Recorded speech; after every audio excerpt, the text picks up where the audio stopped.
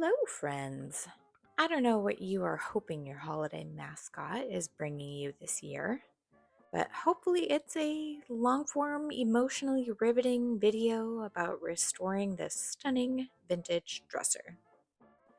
If it is, you're in the right place. If it's not, maybe the surprise mushy ending will have you stick around. Either way, let's get to it. I found this dresser for free on Facebook Marketplace. And it wasn't until I arrived to take a look at it and potentially pick it up that I found out the reason why. The previous owner had just passed on, and the child of the owner said that this piece just had too many memories attached to it and they needed to let it go. I can safely say that I have never had anyone openly sob while I've loaded up a furniture piece, but there is a first time for everything, and I'm glad that I could in some way help this family out.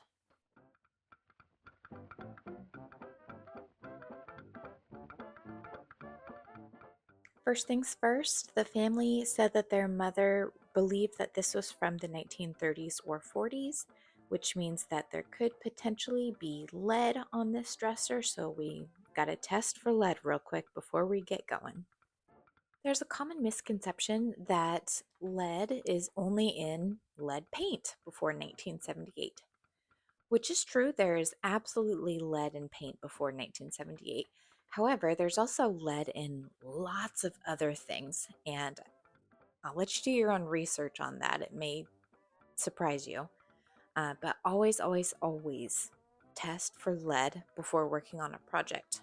Your lungs will thank you, I promise. A little pro tip here: when you remove drawers, especially from antique or vintage pieces, number them in the location that they were originally. Older drawers like to go back into the home of which they came. So if it's the third drawer down, they want to go back in that third drawer spot. Just trust me on this.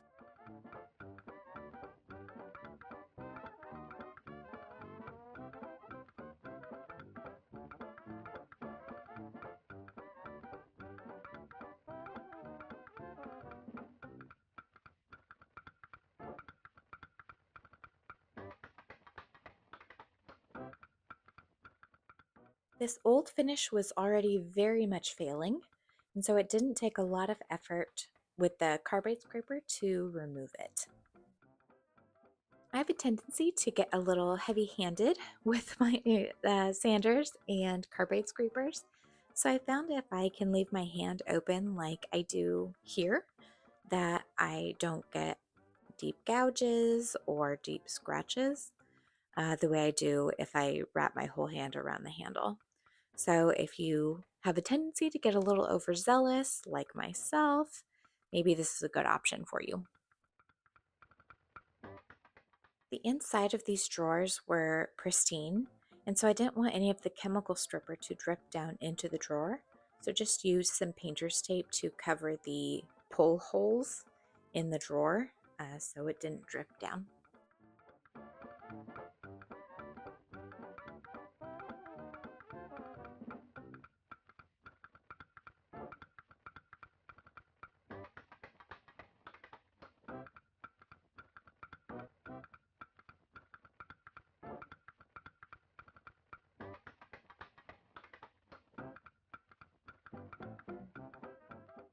I absolutely was scraping the bottom of the barrel on this poor chemical stripper. And unfortunately, I think stripper is just one of those things that more is more, and you got to use the right amount. Darn it. I just didn't use enough and ended up having to go back and recoat it. Remember in the beginning when I said that this was an emotional project? Here is where tragedy struck. I applied chemical stripper to this top drawer, thinking the design was etched into the wood. It was not. And so when I scraped off that old lacquer, the design came with it. I want this to be a psychologically safe channel, so let me be vulnerable and say I cried and had to take a break for a couple days because I was so upset with myself. I think I just got really excited and turned my brain off for a second and screwed up.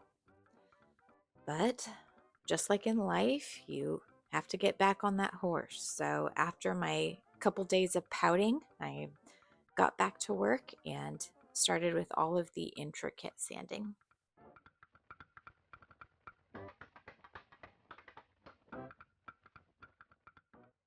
These black contour sanding blocks are an absolute game changer.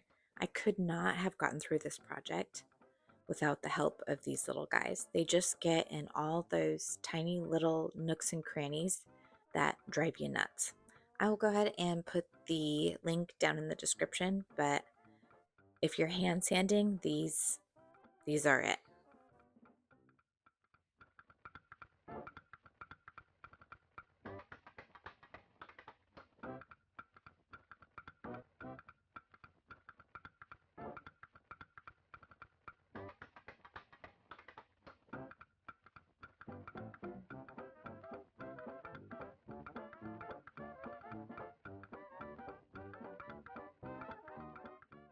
I finished up all that intricate sanding and now I can finally use a power sander and blast through all of the rest of that finish and just get everything smooth and ready for next steps.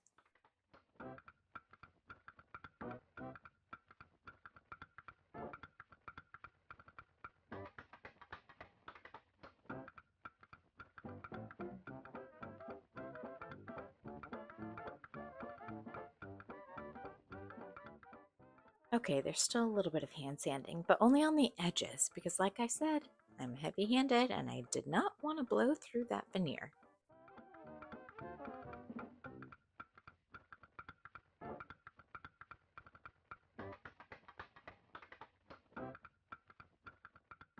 Okay, we've spent all this time taking this piece down to bare bones, and now it's time to start building it back up. I got a recommendation from a restoration colleague to try this wood filler, and the instructions say to use a putty knife. So that is what I tried to do, but I'll be honest, putty knives aren't usually my jam for wood filler. Honestly, I end up using my finger most of the time, which is what I ended up doing. It did work well though. I would absolutely use this again.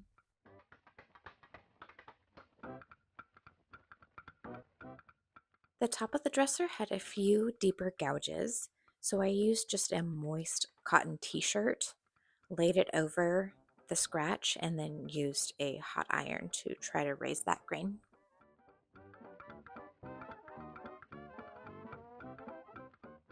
Over the last 80 or 90 years, someone had put either a mug or a planter on top of the dresser and it did leave a watermark.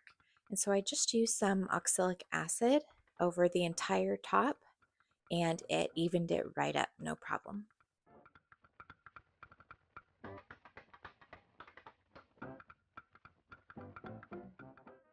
I see people put out pieces that they've applied oxalic acid to in the sun, but it is winter here in the Pacific Northwest of the United States, and sun is not something we see a lot right now. Also, I have just zero chill.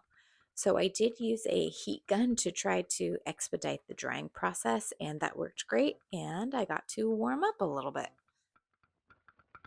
Before doing any kind of staining, I highly recommend using a pre-stain or doing a slip coat with mineral spirits. It'll greatly help the stain absorb evenly across the entire piece. The fun part about pre-stain is you do not have to be precise with it. You can kind of just slop it on there as long as you make sure that all the spots are covered. Otherwise, it defeats the entire purpose of applying a pre-stain.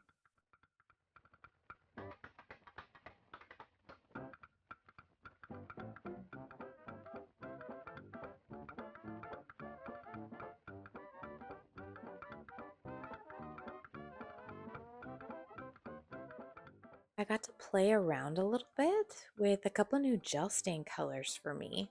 So this first coat is Coffee by Minwax, and it turned out so beautiful. I love it. For the second coat, I actually used red mahogany, and using the coffee color first just really toned down that red that, of course, red mahogany is. And so it ended up being really this timeless, beautiful wood stain that still showed all of the grain and just turned out better than I imagined. So I will absolutely be using this combination again.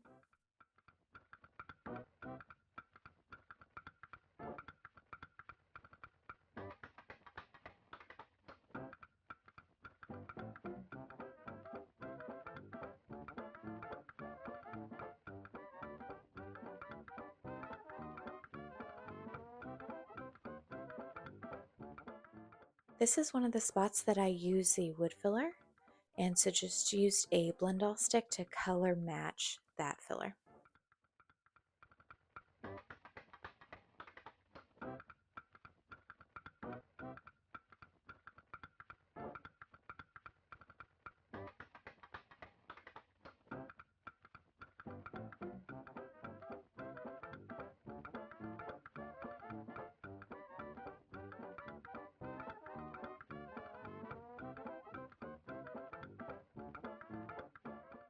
As always, one of my favorite things is that this piece had its original hardware.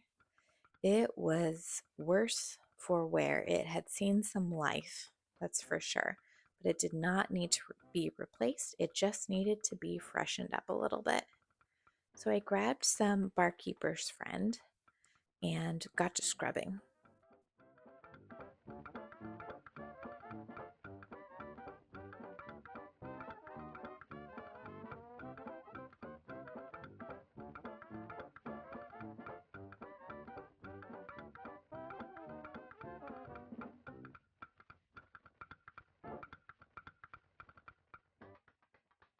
Look at the color on that sponge. Definitely getting these nice and clean.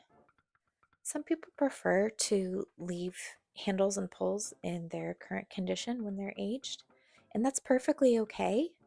It's just not my preference. I want to get it nice and clean for the next family that's going to be using the piece.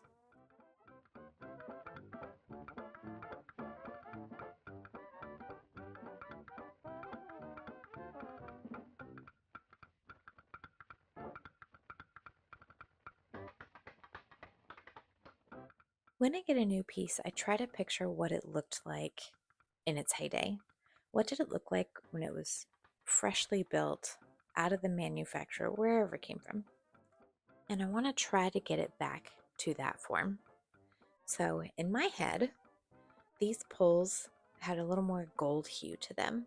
So I just took some rub and buff and applied it to not the whole thing, but just kind of highlighted the areas that would see more light, just to add it a little something extra. If you would like to see how I apply this product in more detail, ask questions, or get more information, I will link this video to a previous tutorial video of mine of how I apply this product.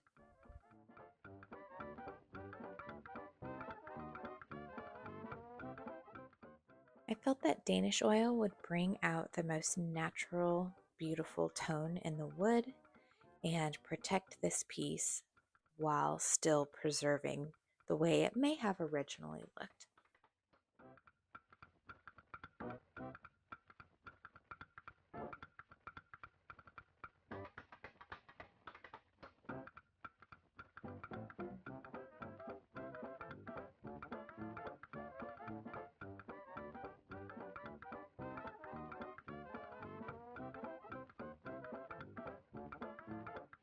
Top of dressers get a lot of wear and tear, and so on top of the Danish oil, I applied 3 coats of wipe-on oil-based polyurethane just to try to protect that wood as much as possible for this dresser's future life.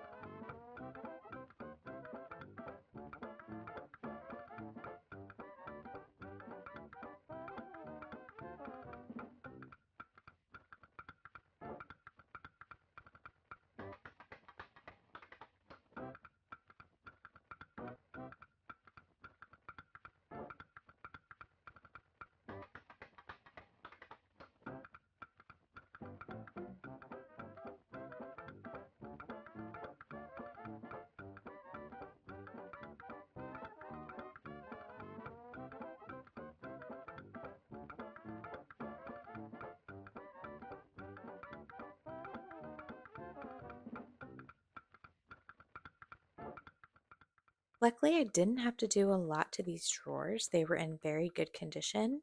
Just did my usual clean as opposed to a super deep clean if there were signs of rodents or bugs. There wasn't anything like that. I applied a coat of Fiend Wax. It smells so good and it just gives these old drawers a good drink.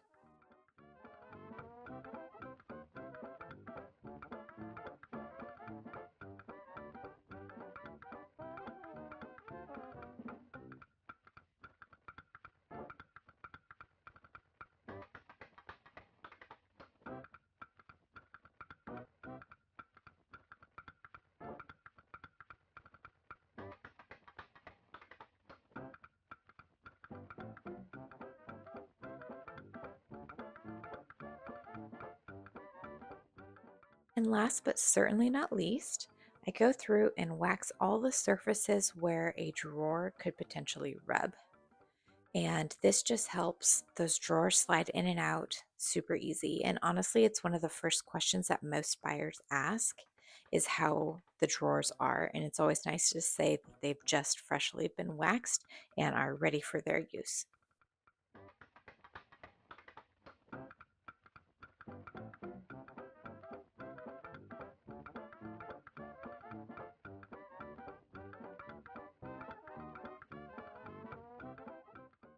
And here is the final product.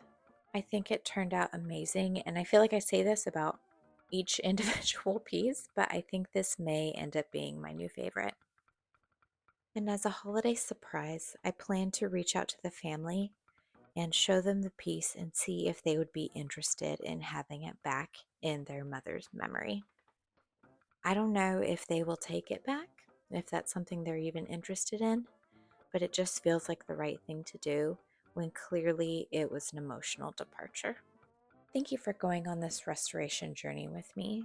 If you have any questions, please put them in the comments. If you liked what you saw, please consider giving it a thumbs up or subscribing, and I'll see you next week. Happy holidays!